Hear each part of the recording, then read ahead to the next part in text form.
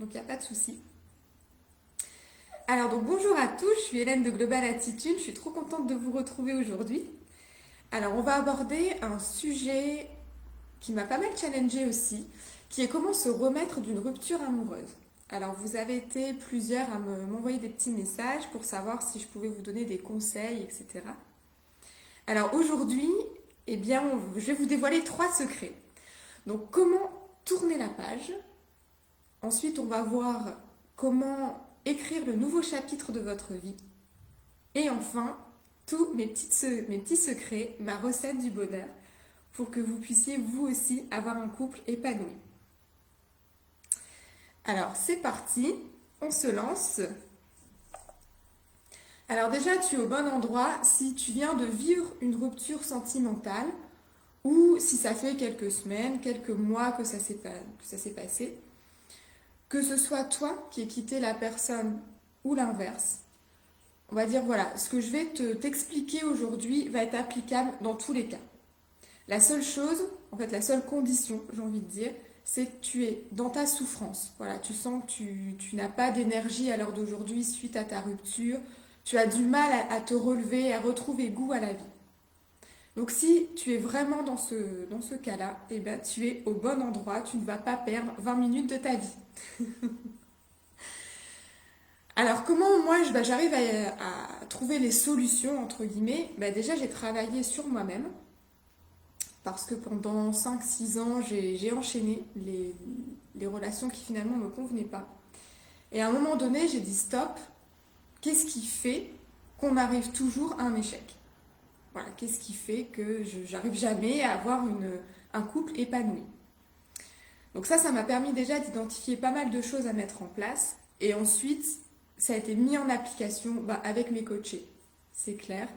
Je travaille avec plusieurs personnes, quel que soit le type de conjoint qu'ils ont. Donc il y en a pas mal qui ont quand même des conjoints, ce qu'on appellerait toxiques. Voilà, ce qui est pervers narcissique. J'aime pas trop ce mot parce que pervers narcissique, normalement, c'est vraiment un diagnostic médical.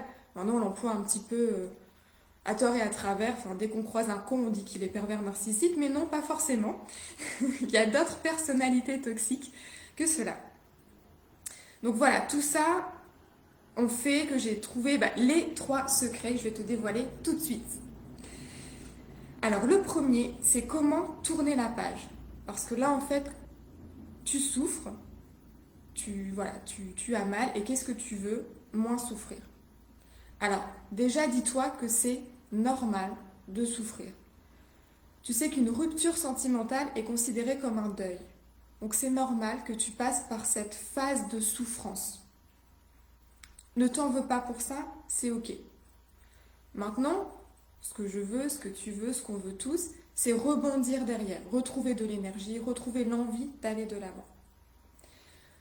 Donc pour ça, mon premier secret, celui que j'appellerais tourner la page, il consiste en 3 points. Le premier point, et ça je veux que tu le notes, parce que je veux vraiment que tu le fasses. Après avoir regardé ce live, je veux que tu te mettes dans une pièce au calme. Sur une feuille, tu me mets 50 petits tirets. Et tant que tu ne m'as pas trouvé 50 inconvénients, 50 de ces défauts, eh ben tu ne changes pas de pièce, tu ne te lèves pas de ton siège. Parce qu'il y a au moins 50 défauts, c'est sûr. Le truc, c'est que là, à l'heure d'aujourd'hui, ton cerveau est centré sur les points positifs. Pourquoi? Parce que j'entends souvent, on me dit oui, alors au début l'histoire c'était fantastique, je comprends pas pourquoi c'est parti en vrille, parce qu'au début c'était top, il était gentil, il me présentait à tout le monde, etc. Et en fait tu ne retiens que ça à l'heure d'aujourd'hui. Et c'est ça qui te fait souffrir. Or si vous avez rompu, c'est qu'il y a énormément de négatifs. Donc, installe-toi après le live, tu me prends une feuille, un crayon, et tu m'écris les 50 points négatifs. Ces 50 défauts. Donc ça peut être voilà, le fait qu'il n'aime pas faire des soirées avec tes amis, le fait qu'il n'aime pas le travail que tu fais, le fait qu'il ne s'occupe pas de toi quand tu rentres du boulot. Salut Stéphanie qui vient d'arriver, c'est top. Voilà. Qu'est-ce que tu lui reprochais? Et tu vas en trouver plus de 50, c'est clair. si tu te concentres vraiment sur ça. D'accord? Première chose. Ensuite, je veux que tu me marques les points positifs de ta situation actuelle. Donc sur une seconde feuille, tu me refais 50 petits tirets.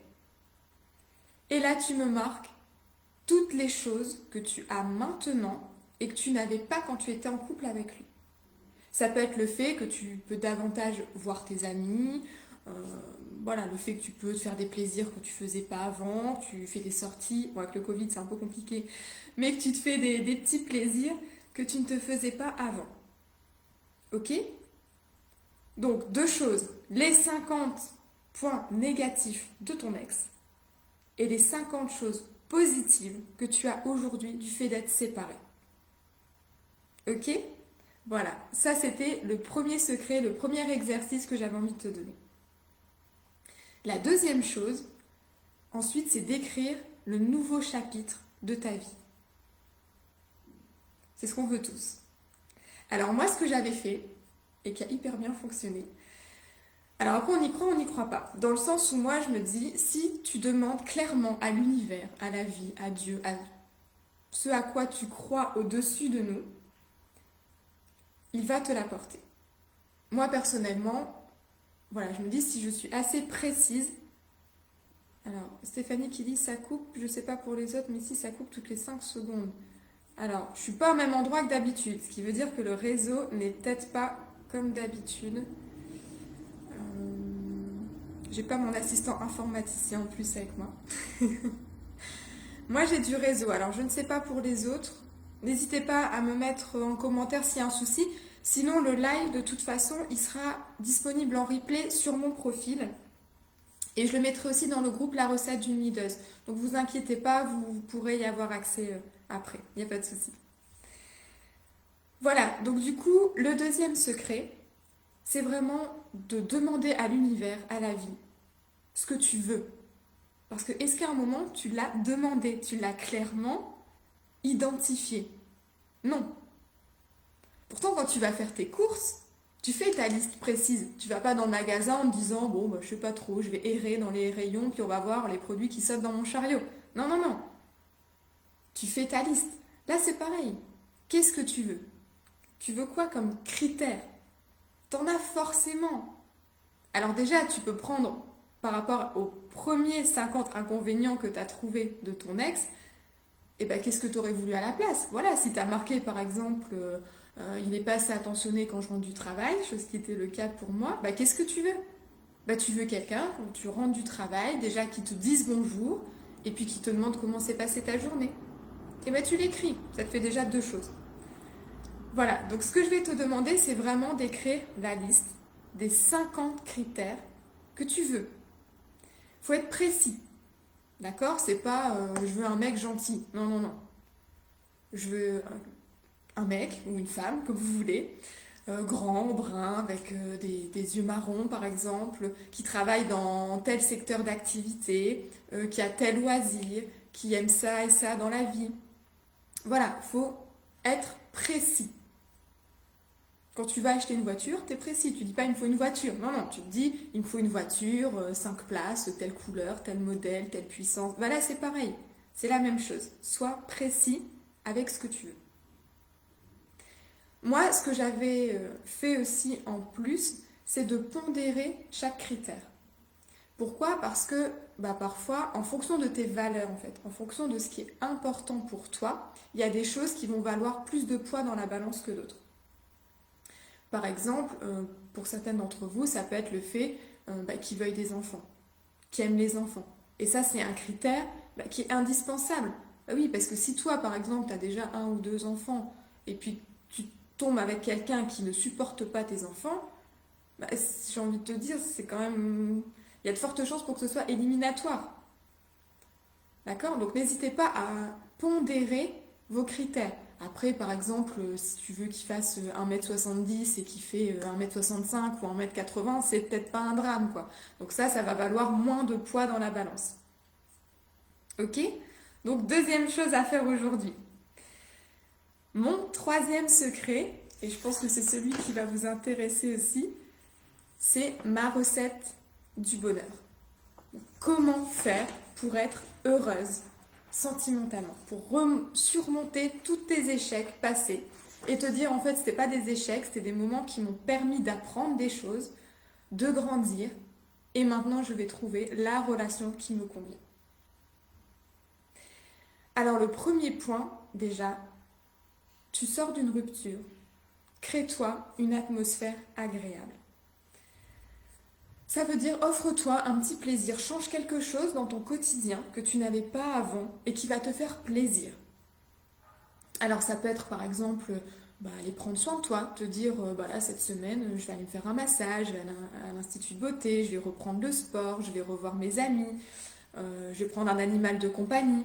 Alors je précise, pas un animal que tu vas larguer à la SPA quand tu auras retrouvé un mec. Ok? Voilà, vraiment quelque chose qui te fait plaisir. Ok? Pour remettre du positif en fait dans ton environnement. Le deuxième point, c'est de nettoyer tes blessures.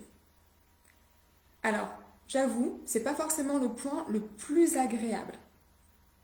Pourquoi? Parce que ça va t'amener à travailler sur toi. Nettoyer tes blessures, c'est aussi te remettre en question. Identifier pourquoi. Pourquoi est-ce que tu attires ce type d'homme? Pourquoi est-ce que tes relations finissent tout le temps de la même manière? Voilà, alors ça, tu peux le faire en lisant des livres, le développement personnel, en trouvant des vidéos sur YouTube, en retrouvant par exemple t'abonner à des groupes sur Facebook qui vont t'aider à grandir. Alors attention, choisissez bien vos groupes aussi dans Facebook parce que voilà, je vois, il y en a, c'est plus bureau des pleurs et moi personnellement, je trouve pas que c'est ça qui va te faire grandir. D'accord? Trouve vraiment un groupe où tu te sens bien, où tu peux partager les choses, mais qui vont aussi te challenger pour te faire grandir. Moi, par exemple, j'ai le groupe La Recette d'une Leaduse, qui est réservé exclusivement aux femmes, donc désolé messieurs qui nous regardons, exclusivement pour les femmes, donc c'est vraiment si tu veux grandir dans ta vie, te challenger et évoluer, que ce soit dans ta vie pro ou dans ta vie perso. Donc tu peux rejoindre ce groupe si tu n'y es pas encore, avec grand plaisir. Voilà, donc cette phase j'ai envie de dire, de reconstruction où tu vas travailler sur toi, grandir et surtout tirer quelque chose de la souffrance que tu viens de vivre. D'accord? Pas juste étouffer l'histoire et te dire oui, c'est encore une histoire qui s'est terminée et puis c'est tout, puis on verra la suivante. Non, te dire pourquoi est-ce que ça n'a pas fonctionné, où moi je peux m'améliorer aussi, qu'est-ce que je peux changer pour que la prochaine soit la bonne. Voilà, donc cette phase de nettoyage de blessures, elle est indispensable. Si tu la passes, il y a de fortes chances que tu retrouves encore un partenaire qui t'apportera les mêmes choses que l'ancien et donc tu ne seras pas encore épanoui. Ok? Donc travaille sur toi, c'est indispensable. Le point suivant, c'est de te fixer des objectifs. Voilà. Là, tu es seule. Le but, c'est que tu sois heureuse seule dans un premier temps, puis que tu sois heureuse en couple. Mais pour ça, il faut que tu aies des objectifs précis. D'accord? Je prenais l'exemple tout à l'heure quand tu vas faire tes courses. Tu sais pourquoi tu vas au magasin. Normalement. C'est pas parce que tu t'ennuyais que tu vas errer. Non, non. Tu as un objectif précis.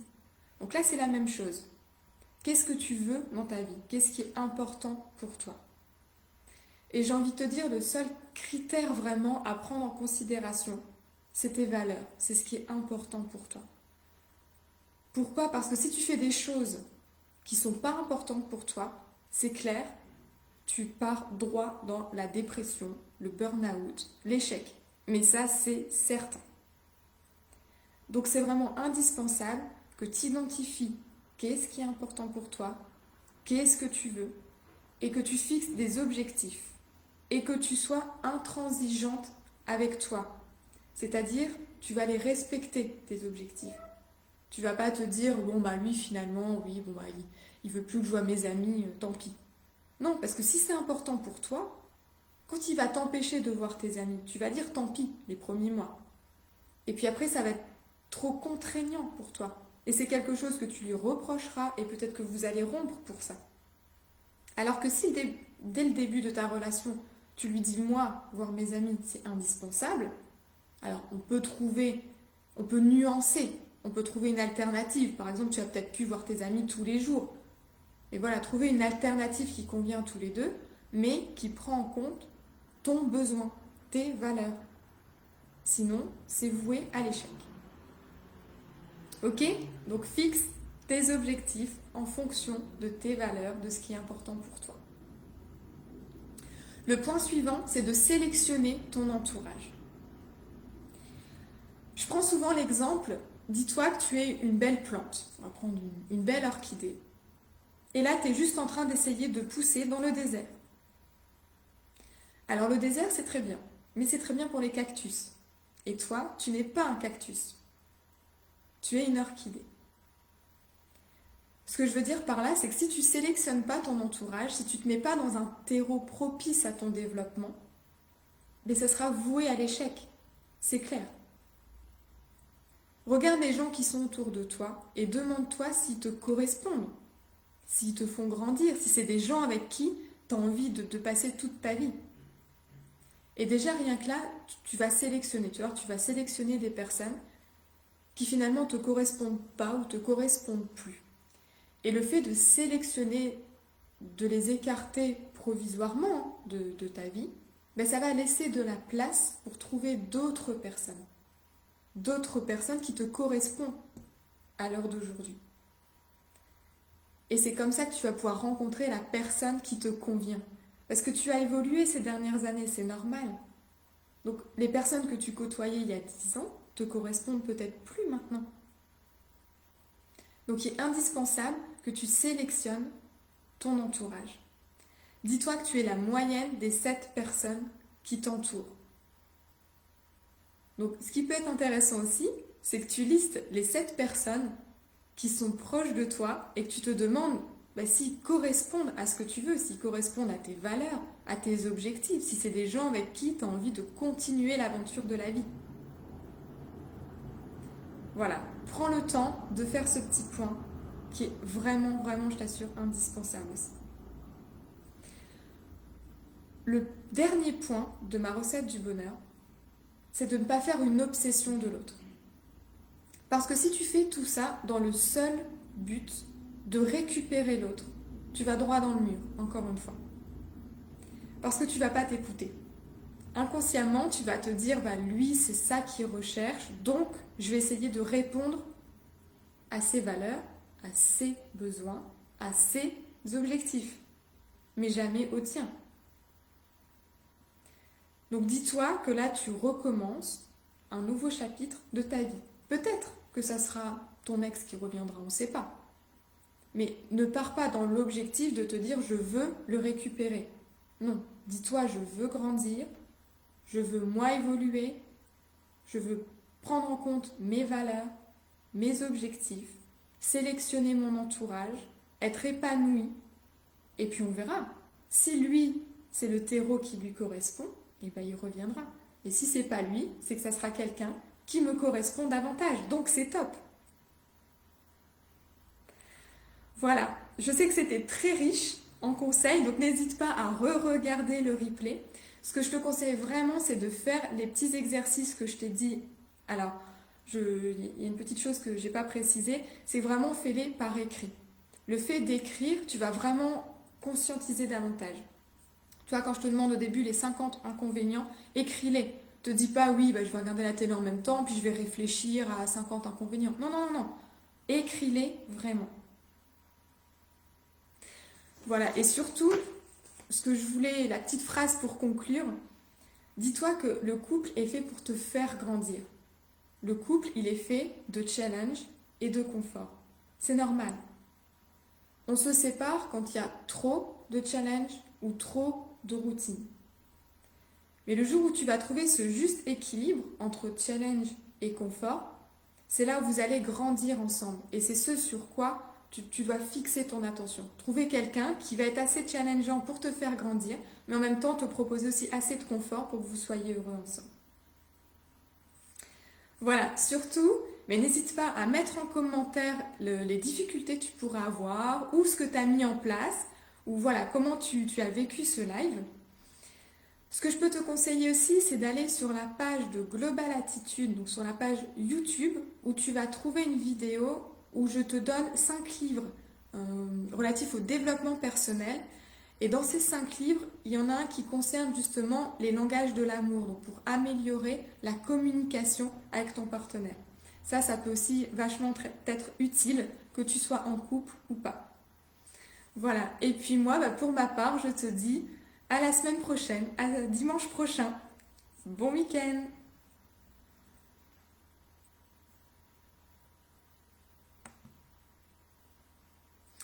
Là, ça a coupé, mon chéri.